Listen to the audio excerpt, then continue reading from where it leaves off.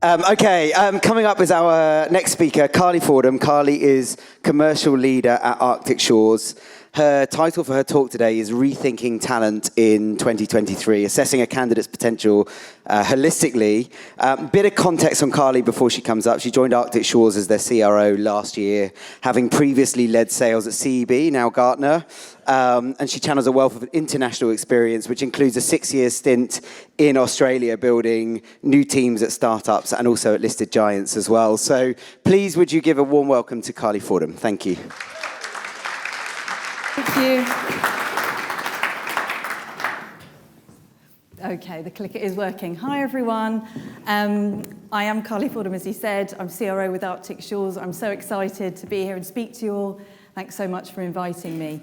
The reason I'm here today is I actually wanted to share some personal reflections around how I have built teams and how Arctic Shores has actually completely challenged me in how I go about hiring.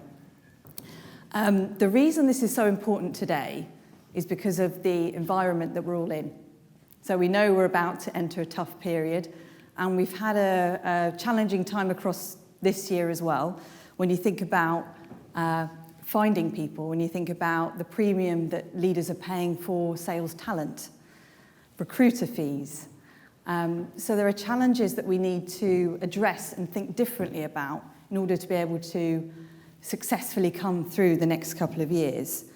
And I wanted to start with some reflections on where the recruitment process has moved from. So this is an actual question I was asked in my very first job interview for a sales job. It was actually in a sports shop selling shoes. And I fluffed my way through it saying, what's your favourite colour? Or what I should have done was just take the pen away and ask them to sign something, but you live and learn. I did get the job, thankfully. But other reflections I've had in my time hiring people, and mistakes that I think many companies make. So in the late 2000s, I was building SDR teams, and the company policy was to everyone that came into the business had to have a degree. And particularly, we were looking for people that had a 2-1 and that preferably came from a Russell Group university, so more well-established universities in the UK. Now, this is a problem that I didn't really think about so much at the time, but our team looked quite similar. They had similar opinions, they're around the same age. We lacked diversity. And although we have come a long way and our interview processes have improved, there's still some work to do. So I wanted to take you through the typical sort of recruitment funnel, particularly how we approach sales hiring, and some data as to how we're still not getting it quite right. And then I'll go into what you could try, what you could challenge yourself with. So when you think about the typical hiring process, sales or otherwise, but focusing on sales, obviously, you have your application form, you have your job ad that you're looking at. Now, that normally would have some kind of reference to experience. You're probably all looking, when you're hiring salespeople, you want someone that can come in really quickly, get the job done. But the problem with that is you're sifting people out. You're not sifting people in. And there's a lot of talent that's out there that is going unseen. So that's one barrier. The next one is using CVs. So full of bias. Recruiters, for example, spend sometimes seconds reviewing them. So how do you know you're actually getting a good view of someone? And some organisations use assessment. This is what Arctic Shores does. We are an HR tech business that enables you to see more in people, looking at their personality and their intelligence as it's applied in the workplace. So we use that, and I'll talk a bit more about it. But of course, then you want to really dig into someone's capability in an interview. You want to know that they've hit their number. You want to know they've got the potential to succeed in the job, obviously. You want to test them through a role play. You want to see how they're going to plan to hit their number and hit their goals. So we've become much more thorough in that process.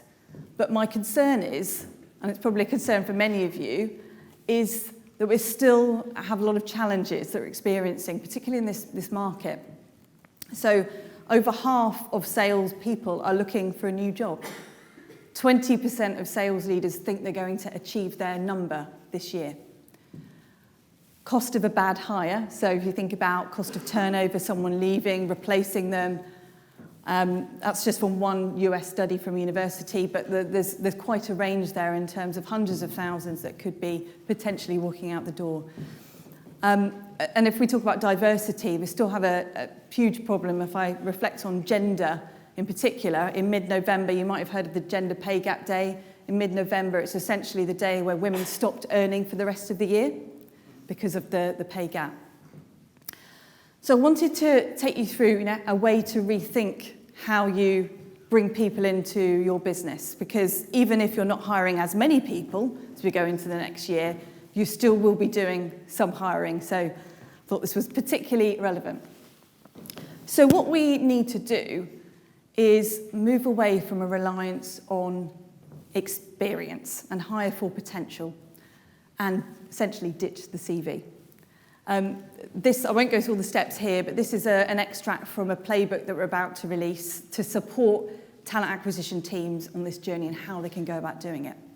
But I just wanted to understand from the room, who does not use a CV in their screening process? Okay, good, a few people. That's great, and the challenge is that you need to think about a different way to understand someone's potential. So I'd be curious to understand how you go about doing it. But at Arctic Shores, no surprise, we use our own assessment to assess talent. So we get an understanding of the capabilities and the competencies of someone, whether it be in a sales role, whether it be in a marketing role, any role it can be applied. And we're getting some really nice wins that I wanted to share with you. So with removing the CV by using our own tool, we've made some key hires in the last 6 months. So one AE that joined us a couple of months ago had never sold tech before, had some very transferable skills, and is now on the path to absolutely smash their ramp. We also brought in a partnership manager a couple of months ago as well, who has never been a partnership manager before, but had some relevant experience. And so it's all about that support that you provide someone.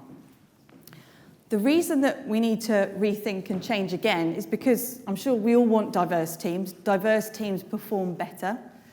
And if we are continually swimming in the same talent pond, we're not going to solve the problem. There'll still be those talent gaps. So I want to challenge you to think about where you might get started. An obvious place to think about looking at potential would be in your entry, roles, your SDRs, your BDRs. But actually, could you remove the CV as a screening tool for your next AE hire? Could you not look at it for when you go into that interview and broaden up your mindset and be open to seeing someone's potential?